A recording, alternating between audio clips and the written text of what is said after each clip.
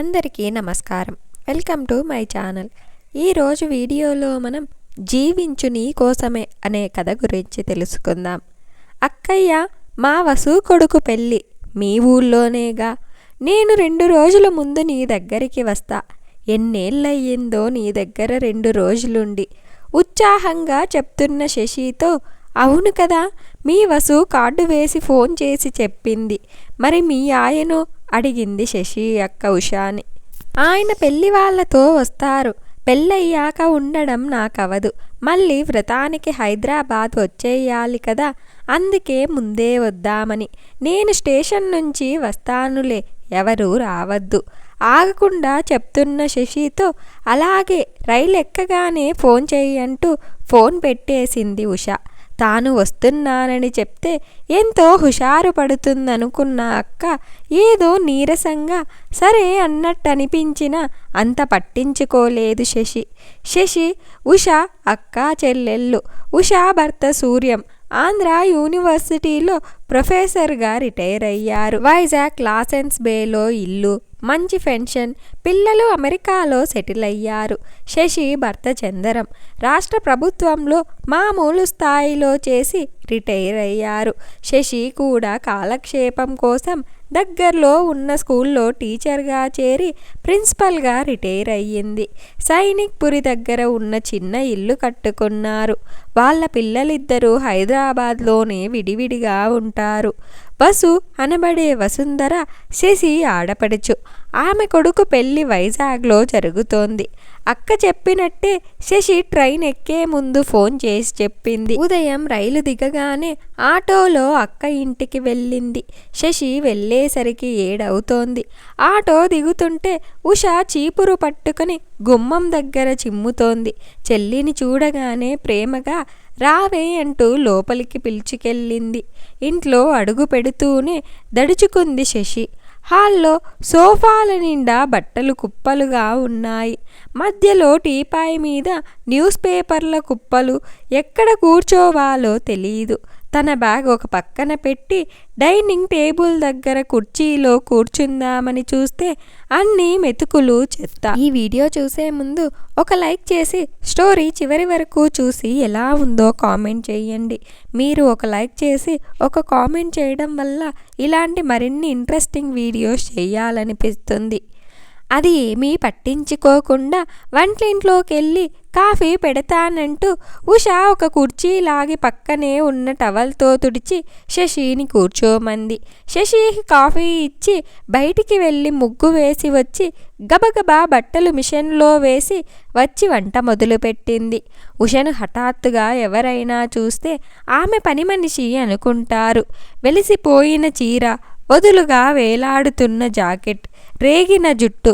Fridge నుంచి కూరగాయలు తీసి భోజనాలు త్వరగా చేద్దాం, టిఫిన్ ఇంకా చెయ్యను అంటే ఆకలిగా ఉన్న శశి సరే అని బావగారెక్కడా అని అడిగింది. వాకింగ్కి వెళ్ళి అటు నుంచి మా అపార్ట్మెంట్ దగ్గర ఏదో రిపేర్ ఉంటే చేయిస్తానన్నారు. 1 గంటలో వస్తారంది. కూరలు నేను తరుగుతానక్క, నువ్వు స్నానం చేసిరా అంటూ శశి కూరలందుకుంది. ఉష స్నానం చేసి వచ్చేలోగా పనమ్మాయి వచ్చింది. ఇంకా ఉష ఆమె వెనకాలే తిరుగుతూ, ఇక్కడ తుడవలేదు, గిన్నెలు సరిగ్గా కడగలేదని ఒకటే నస, నువ్విచ్చే జీతానికి ఇదే ఎక్కువ అంటూ ఆ అమ్మాయి విరుపులు విచిత్రంగా అనిపించింది శశికి.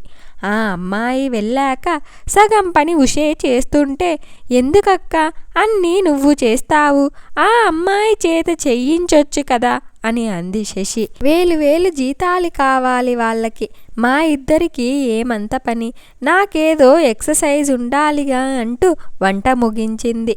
ఉన్న 2 రోజుల్లో శశి గమనించిందేంటంటే అక్క ప్రతి పైసా లెక్క చూడటం, పెన్షన్ మీద బతకాలంటూ ఏది చౌకో అది తినడం, మంచి బట్టలు లోపల పెట్టి పాతవి తీసి అవే కట్టడం, ఆఖరికి కార్ తీయాలంటే పెట్రోల్ ఖర్చని బావని బస్సులో తిరగమనటం.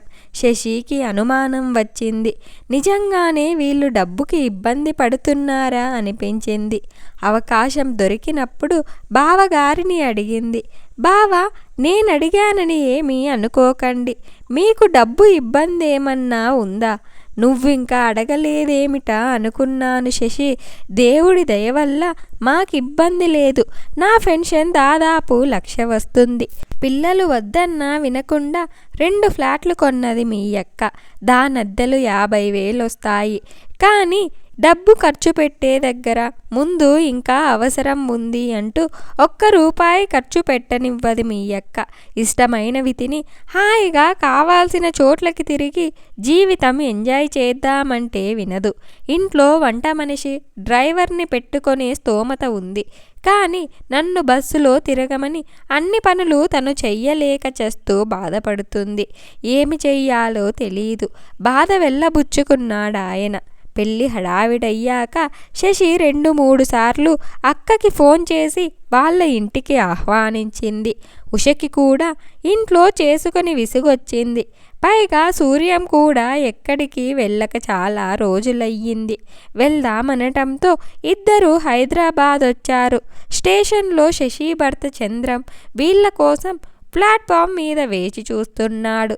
వీళ్ళు రైలు దిగగానే రండి, వెల్కమ్ టు హైదరాబాద్, మీ చెల్లెలు మీకోసం ఇంట్లో ఎదురు చూస్తోందని ఆహ్వానిస్తుంటే వీళ్ళ సామాను చంద్రం పక్కన అతను పట్టుకున్నాడు.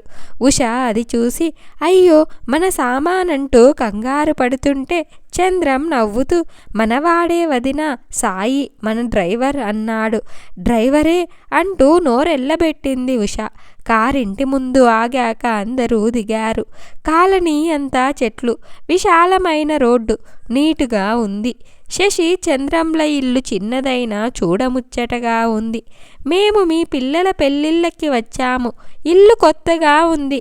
ఏమైనా మార్పులు చేశారా అన్న సూర్యంతో ఏమీ లేదన్నగారు. కాస్త రెగ్యులర్గా రిపేర్లు చేయించడం, 5 ఏళ్లకొకసారి రంగులు వేయించడం అంతే అన్నాడు చంద్రం. తమ ఇంటికి రంగులు ఎప్పుడు వేయించామని ఉష ఆలోచిస్తే 15 ఏళ్ళయింది. రిపేర్లు చేయించి కూడా చాలా కాలమని గుర్తొచ్చింది. అందుకే ఇల్లు పెచ్చులూడిపోయి పాతగా ఉంది అనుకుంది. లోపలికి అడుగు పెడుతుంటే ఇల్లు ప్రశాంతంగా అనిపించింది. తక్కువ సామానున్నా అన్నీ శుభ్రంగా సర్ది ఉన్నాయి. సోఫాలు, వాటి మీద కుషన్స్ చక్కగా సర్ది ఉన్నాయి. కిటికీలకు తెల్లటి కర్టన్లు వేసి ఎక్కడా బూజులు దుమ్ము లేకుండా స్వచ్ఛంగా ఉంది. సాయి సామాన్లు తీసుకొచ్చి ఒక బెడ్రూమ్లో పెట్టాడు. డైనింగ్ టేబుల్ మీద అన్ని ప్లేట్లు, గ్లాసులు అమర్చి ఉన్నాయి. మధ్యలో ఒక చిన్న వాజులో ఇంట్లో పూసిన తెల్ల, ఎర్ర గన్నేరు పెట్టి ఉన్నాయి. ఇంట్లోంచి మంచి అగరవత్తి పరిమళం వస్తోంది. ప్రయాణం బాగా జరిగిందా అంటూ పలకరించిన శశిని చూసి ఉషకి సిగ్గేసింది. అప్పటికే స్నానం చేసి ఇస్త్రీ చేసిన నూలు చీర కట్టుకుంది. తల శుభ్రంగా దువ్వుకొని చిన్న క్లిప్పు పెట్టుకుంది. పూజ కూడా అయినట్లు ముఖాన బొట్టు, కింద ఉన్న కుంకుమ బొట్టు ఉంది. ఉషకి తాను శశి వచ్చినప్పుడు ఎలా ఉందో గుర్తొచ్చి సిగ్గేసింది. అక్క ఫ్రెష్ అయ్యి రండి, టిఫిన్ రెడీగా ఉంది అని చెప్పింది. ఏకంగా స్నానం చేస్తానని అంటే బాత్రూమ్ చూపించింది. లోపల శుభ్రమైన టవల్స్, కొత్త సబ్బు, కొత్త టూత్ బ్రష్, పేస్ట్, చిన్న నాప్కిన్ అన్నీ ఉన్నాయి. బాత్రూమ్ కూడా మంచి ఫ్రెషనర్ వాసన వస్తూ మెరుస్తోంది. ఉష, సూర్యం స్నానం చేసి తయారయ్యి వచ్చేసరికి టేబుల్ మీద టిఫిన్లు పెట్టి ఉంచారు. ప్రయాణం చేసి వచ్చారేమో. ఇద్దరికీ ఆకలిగా ఉంది. శశి, చంద్రం కూడా కూర్చున్నారు. అందరూ కూర్చోగానే ఒక అమ్మాయి 35 నుంచి 40 మధ్యలో ఉంటుంది. ఇడ్లీ, వడ, చట్నీ, సాంబార్ అన్నీ ప్లేట్లో, కప్పులో సర్ది పెట్టింది. చూస్తే పనమ్మాయిలా లేదు. ఎవరి అమ్మాయి అని అడగగానే సంశయించింది. ఇంత పొద్దున్నే హోటల్ నుంచి తెప్పించావా శశి? ఆశ్చర్యంగా అడిగింది ఉష. హోటలా? నా చెలికత్తె సువర్ణ ఉండగా హోటల్ ఎందుకు దండగా? సిని పక్కీలో అంది శశి. అందరూ నవ్వేశారు. టిఫిన్ తిని లేచేలోగా అందరికీ కాఫీ తీసుకువచ్చింది సువర్ణ. వీళ్ళు కాఫీ తీసుకుని సోఫాలో కూర్చొని కబుర్లు చెప్పుకుంటుంటే సువర్ణ బల్లంతా సర్దింది. ఈలోగా సాయి కూడా వస్తే వాళ్ళిద్దరూ టిఫిన్ తిన్నాక సువర్ణ వంటింట్లోకి వెళ్ళింది. సాయి వచ్చి సార్ వెళ్ళనా అని అడిగాడు. చంద్రం శశి వంక చూసి వెళ్ళు సాయి, ఇవాళ ఇంక అవసరం లేదు, మేము రెస్ట్ తీసుకుంటామన్నాడు. అతను సువర్ణతో చెప్పి వెళ్తుంటే ప్రశ్నార్థకంగా చూస్తున్న అక్కతో సాయి సువర్ణ భర్త, అతను ఆటో నడుపుతాడు, మాకు కావాలంటే కార్ డ్రైవింగ్కి వస్తాడు అంది. సువర్ణ కూడా ఒక గంట చకచక అన్ని పనులు చేసేసి వండిన వంటంతా కంచాలు గ్లాసులతో సహా బల్ల మీద పెట్టి అమ్మ వెళ్తాను, సాయంత్రం త్వరగా వస్తానంటూ వెళ్ళింది. అన్ని పనులు ఆ అమ్మాయి చేస్తే నువ్వేం చేస్తావు నవ్వుతూ అడిగిన అక్కతో 30 ఏళ్ళు ఇంట్లో పని, స్కూల్ పిల్లల పని చేసి అలసిపోయానక్క, ఉద్యోగ విరమణ అంటే పూర్తి రిటైర్మెంట్, నాకు నచ్చిన సినిమాలు చూస్తా, పుస్తకాలు చదువుతా, ఫ్రెండ్స్తో మాట్లాడతా, నాకు నచ్చినట్టు ఉంటా. మరి సువర్ణ అంత చేస్తోందిగా, జీతం ఎక్కువ ఇస్తావా అన్న ప్రశ్నకి చందరం సమాధానం చెప్పాడు. సాయి సువర్ణలకి 2 పిల్లలు, వాళ్ళు శశి స్టూడెంట్స్, చాలా బాగా చదువుతారు. మొదట సువర్ణ మా దగ్గర పనికి చేరినప్పుడు వాళ్ళకి ఈ స్కూల్లో చదివించే శక్తి లేక ప్రభుత్వ పాఠశాలలో చదివేవాళ్ళు. శశి తన స్కూల్ వాళ్ళతో మాట్లాడి ఫీజు తక్కువ చేయించింది. ఆ ఫీజు కూడా శశే కట్టేది. సువర్ణ కూతురు బీటెక్ చేసి విప్రోలో ఉద్యోగం, కొడుకు MBBS 3వ సంవత్సరం. ఇప్పటికీ వాళ్ళ చదువుకి సాయం చేస్తోంది. అలా సువర్ణ జీతం నెలకి 10,000 అన్నాడు.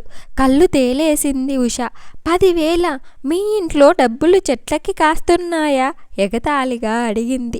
చెట్లకేమి కాస్తున్నాయో చూసావా అక్క, మా ఇంట్లో అన్ని కూరలు పళ్ళు వస్తాయి. ఆ పని కూడా సువర్ణే చేస్తుంది. ఉదయం ఇంట్లో కాఫీ నుంచి అన్ని పనులు తానే చేస్తుంది. సరుకులు చూసుకుని కావాలంటే తేవటం, బట్టలు సర్ది అవసరమైనవి ఇస్త్రీ ఇవ్వటం, ఒకటేమిటి అన్నీ చేస్తుంది. మా పిల్లలు శని ఆదివారాలొస్తే వాళ్ళకి ఇష్టమని కారపూస, బూందీ లాంటివి చేసి డబ్బాలో ఇస్తుంది. అసలు సువర్ణ ఒక్క పూట రాకపోతే నాకు గడవదు. ఆ అమ్మాయి మా ఇంట్లో ఒక భాగం. పిల్లల పెళ్ళిళ్ళకి పురుళ్ళకి ఎంత చేసిందో చెప్పలేను. సాయి ఆటో కొనుక్కున్నాడు, కానీ మేమెప్పుడు రమ్మంటే అప్పుడు వస్తాడు. డబ్బులు అడగడు, ఇచ్చినా తీసుకోడు. అందుకే అన్నీ కలిపి సువర్ణ జీతం అంతా అంది శశి. మరి మీకొచ్చే పెన్షన్? ఉష నసుగుతుంటే మా 2 పెన్షన్లు కలిపిన బావగారి కంటే తక్కువే అక్క, కానీ మాకు సరిపోతుంది. మేము పిల్లల్ని అడగము, వాళ్ళకి మేము ఇవ్వము. వాళ్ళు సంపాదించుకుంటున్నారు, వాళ్ళ ఖర్చులు వాళ్ళు చూసుకుంటారు. మెడికల్ ఇన్సూరెన్స్ ఉంది. రిటైర్ అయినప్పుడు వచ్చిన డబ్బులు మా పేరు మీద డిపాజిట్ చేశాం, ఎమర్జెన్సీకి ఉంటాయి. ఇప్పుడు మేము డబ్బు ఆదా చేసి ఎవరికి ఇవ్వాలి? దాన ధర్మాలు చేసిన ఎక్కడో అనాథాశ్రమాలకు వెళ్ళి ఒక పూట తిండి, 4 పాత బట్టలు ఇస్తే ఏమవుతుంది? మన ఇంట్లో పని చేస్తున్న ఈ బీద వాళ్ళు కూడా ఒక రకమైన అనాథలు. వీళ్ళకి సాయం చేస్తే వాళ్ళ బతుకులు బాగుపడతాయి. దానికి తగ్గ ఫలితం మనము కల్లారా చూడొచ్చు. మనం డబ్బు దాచి పిల్లలకి ఎంత ఇస్తాం? దానికి లిమిట్ ఏది? చదువు చెప్పించాం, వాళ్ళు సంపాదిస్తే వాళ్ళకి డబ్బు విలువ తెలుస్తుంది. శశి చెప్పింది విని సూర్యం కూడా నువ్వు చెప్పింది 100% నిజం శశి. ఎక్కడో వెళ్ళి తెలియని వారికి సాయం చేసే కంటే నీ ఎదురుగా ఉన్న వాళ్ళకి సాయం చెయ్యటం కరెక్ట్ అన్నాడు. ఈ మాటలు విని ఆలోచనలో ఉష. శశికి కావాల్సింది కూడా అదే. భోజనాలయ్యాక అందరూ కాసేపు విశ్రాంతి తీసుకొని లేచారు. మళ్ళీ సువర్ణ వచ్చి పకోడీ వేసి టీ పెట్టించి సాయంత్రం వంట కూడా చేస్తోంది. శశి వైజాగ్లో ఉన్న కాసేపు తన ఇంటి పనిని వంట పనిని 1 నిమిషం కూర్చొని కబుర్లు చెప్పకుండా విసుగ్గా తిరిగిన విషయం గుర్తొచ్చింది ఉషకి. అదే శశి చక్కగా తమతో కూర్చొని స్థిమితంగా కబుర్లు చెప్తోంది. సాయంత్రం స్నానాలు చేసి బయట కుర్చీలేసుకొని కూర్చున్నారు నలుగురు. చెట్లలో కూడా సువర్ణ పాదులు చేసి ఆకులు తీసి శుభ్రంగా పెట్టింది. సన్న జాజి పూలు కోసి శశికిస్తే దండకట్టి అక్కకు ఇచ్చి తాను పెట్టుకుంది. వీళ్ళ కబుర్లు చెప్పుకుంటుంటే బయట మోటార్ సైకిల్ లాగింది. ఒక అబ్బాయి అమ్మాయి లోపలికి వచ్చారు. గుడ్ ఈవినింగ్ టీచర్ అంటూ సువర్ణ పిల్లలు, జ్యోతి, దీపు అంటూ పరిచయం చేసింది శశి. దీపు అన్న అతను. చంద్రం చెయ్యి పట్టుకొని పల్సు చూస్తూ, మందు వేసుకున్నారా? బీపీ కొంచెం ఎక్కువగా ఉంది. చుట్టాలొచ్చారని అన్నీ పెట్టేస్తున్నారా టీచర్ అంటూ శశి వంక చూశాడు. పర్లేదులే దీపు, ఒకరోజు తింటే ఏమవదు మీ సార్కి, వదిలేయని. ఈ మధ్య చంద్రానికి కొంచెం బీపీ పెరిగింది. పిల్లలు దీపుకి అప్పచెప్పారు. తనేమో మరీ స్ట్రిక్ట్.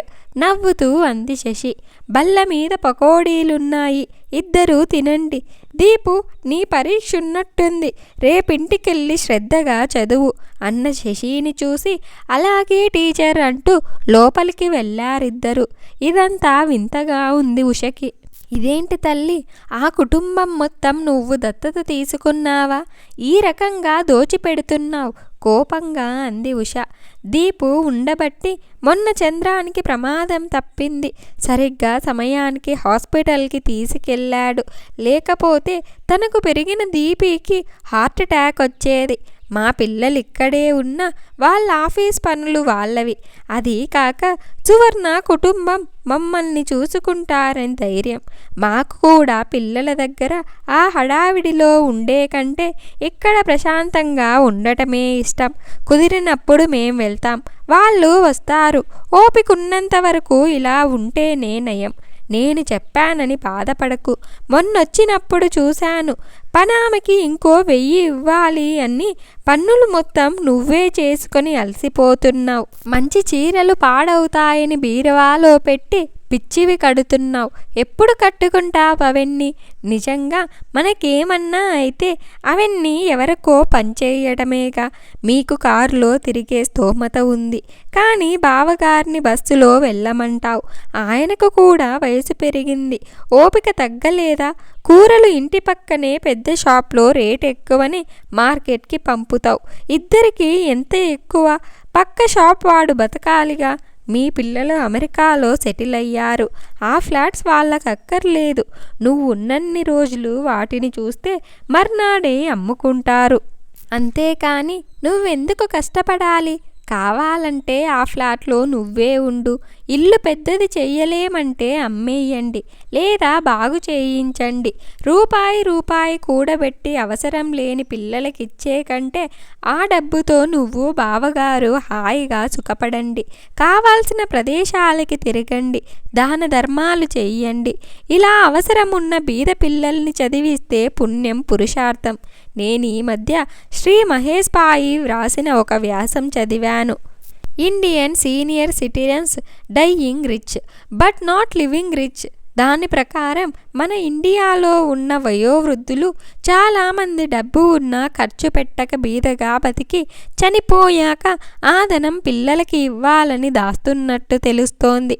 ఆదా చెయ్యటం, ఆస్తులు ఏర్పరచుకోవటం మంచిదే, చెయ్యాలి కూడా.